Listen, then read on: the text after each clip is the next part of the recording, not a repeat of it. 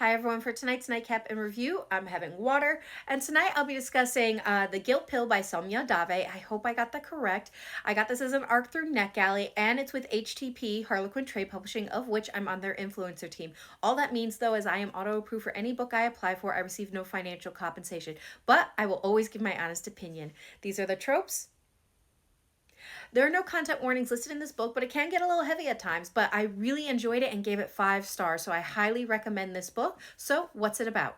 So this book is about Maya, who seemingly has it all: a doting husband, a successful startup, influencer status, and a new baby. You would think her life was perfect and she'd be so happy. Well, honestly, behind closed doors, it is all falling apart and she feels like she's drowning. Motherhood is not what she thought it would be, and it's starting to affect her marriage. Her best friend is going through her own issues and can't be there for her right now. Same with her family. And her company's going through a real rough patch where it may not make it to the end of year.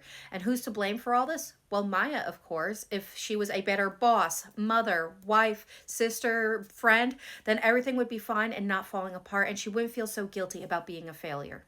But then something amazing happens, and she runs into her girl boss idol, Liz Anderson, who says she has just the thing for Maya, and it is the guilt pill, an experimental supplement to get rid of female guilt. It sounds too good to be true, a pill that can get rid of her guilt, self-blame, and imposter syndrome, and instead turn her into a strong, confident, unapologetic woman that she has always wanted to be. Seems too good to be true, and is it really worth the risk so she can have it all? To Maya, yes, it's worth the risk. So she takes these pills and feels the guilt melt away, and she becomes that girl boss mom she's always wanted to be.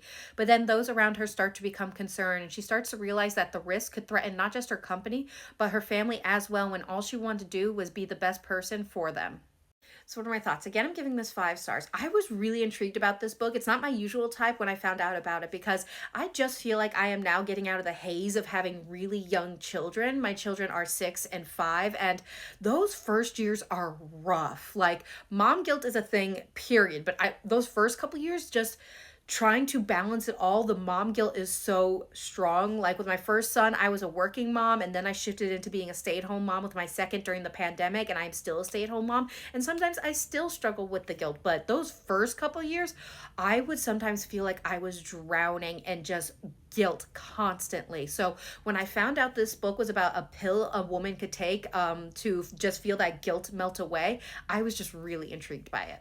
Now, as I was reading this book, I had a lot of reactions that at times I did have to put the book down to absorb what I was feeling, especially if I read a passage of Maya's of what she was going through that I felt mirrored my own experience.